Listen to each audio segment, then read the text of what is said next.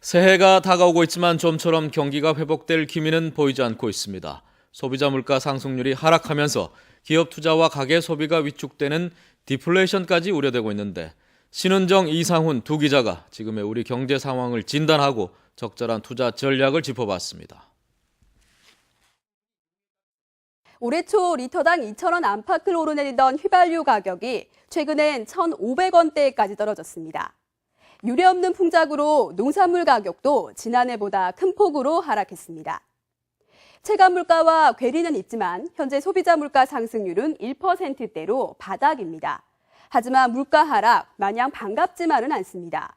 계속된 물가 하락은 생산과 소비, 투자를 모두 감소시켜 장기 경기 침체인 디플레이션을 부를 수 있는데 지역 경제에도 악영향을 미치고 있습니다. 위성방송 수신 장비를 개발하는 창원의 한 중소기업. 15년 전 설립돼 미국과 유럽, 중동으로 물품을 수출하며 규모를 키워나갔지만 지난해 직원 10여 명을 정리하고 있습니다. 경기 침체가 장기화된 데다 중국과의 경쟁까지 치열해지면서 회사를 살리기 위한 특단의 대책이었습니다. 내년이, 그다음에 내후년이 어떤 먹을거리가 안 보인다. 그렇지만 여기서 이렇게 주저앉으면 다음을 계약을 할 수 없으니까. 문제는 앞으로 경기가 나빠질 것으로 보는 기업들이 점점 늘면서 지역 경제도 흔들리고 있다는 겁니다.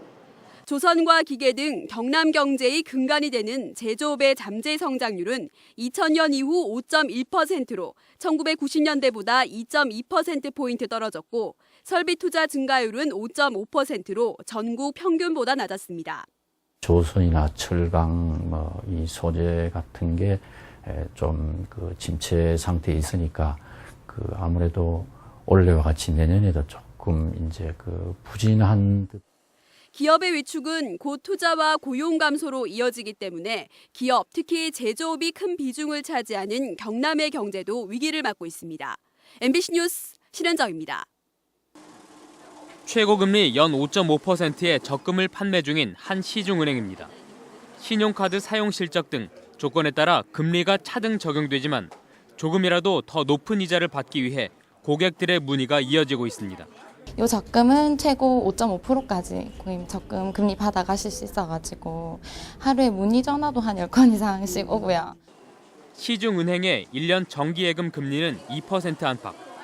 물가 상승률과 세금 등을 고려하면 사실상 제로금리입니다. 때문에 은행 고금리 상품이나 상가, 오피스텔 임대 등 조금이라도 이익이 남는 곳에 돈이 몰리고 있습니다. 최근 계속된 경기 침체를 극복하기 위한 정부의 처방은 바로 금리 인하.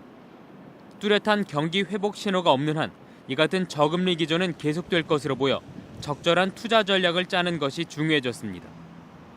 연금저축에 가입해 세액 공제를 받거나 비과세 저축성 보험에 가입하는 것도 좋은 방법.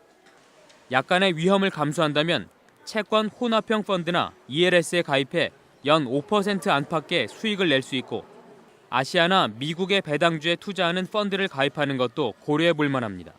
세후 예금 금리가 연 2%도 못 미치는 상황이기 때문에 약간의 위험을 보유하더라도 연 한 4, 5%대 수익을 기대할 수 있는 중위험 중수익 상품에 대한 투자가 필요하다고 봅니다.